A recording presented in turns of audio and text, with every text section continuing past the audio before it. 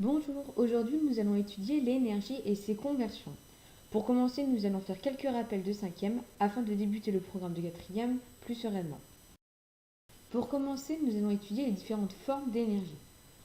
L'énergie électrique que nous connaissons dans la vie quotidienne, l'énergie thermique, donc qui peut être fournie par le feu ou le soleil, l'énergie lumineuse provenant du soleil qui nous éclaire, l'énergie chimique qui par exemple peut être contenue dans les piles mais aussi dans les aliments, le pétrole, le charbon, le gaz, ainsi que l'énergie cinétique. En effet, un objet en mouvement possède de l'énergie cinétique.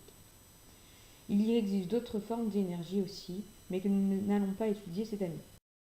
Passons maintenant aux différentes sources d'énergie. En effet, toutes les formes d'énergie proviennent d'une matière ou d'un événement dont on peut obtenir de l'énergie.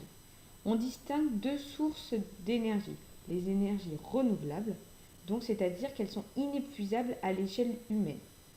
Par exemple, l'énergie solaire, qui vient du soleil et peut alimenter du coup les panneaux solaires.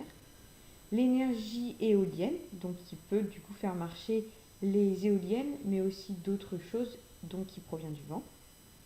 La source hydraulique qui fait marcher des centrales hydrauliques. La biomasse, c'est-à-dire tout ce qui est bois par exemple, ainsi que la source géothermique, c'est tout ce qui provient du sol. Il y a aussi les énergies non renouvelables, c'est-à-dire les réserves s'épuisent plus vite qu'elles ne se forment. Par exemple le charbon, le pétrole, mais aussi l'uranium, utilisé dans les centrales nucléaires. Maintenant, aux conversions d'énergie. En effet, l'énergie ne peut être ni créée ni être détruite. Par contre, elle peut être transférée d'un objet à un autre.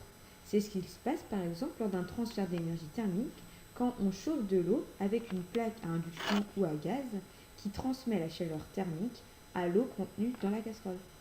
Il existe d'autres transferts tels que l'énergie, le transfert mécanique, électrique ou par rayonnement.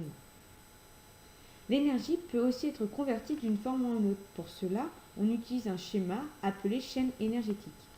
Prenons par exemple l'exemple de la lampe qui convertit l'énergie électrique en énergie lumineuse, mais aussi thermique. Voici sa chaîne énergétique avec la lampe placée au milieu dans une sphère. Cette lampe reçoit l'énergie électrique, donc qui est symbolisée par une flèche, et transforme cette énergie électrique en énergie lumineuse et en énergie thermique qui ressort bien de la lampe. Terminer la notion de puissance. Donc la puissance, c'est une grandeur physique qui est égale à la quantité d'énergie qu'on peut transférer par unité de temps. Donc en fait, c'est comme le débit d'énergie, c'est son aptitude à convertir plus ou moins rapidement l'énergie. Son unité est le watt représenté par un W. Par exemple, le grille-pain a une puissance de 1000 watts, une lampe halogène a environ 40 watts et une lampe de laboratoire 1 watt. Donc on peut voir que la lampe de laboratoire brille moins que la lampe halogène vu que le nombre de watts est bien inférieur.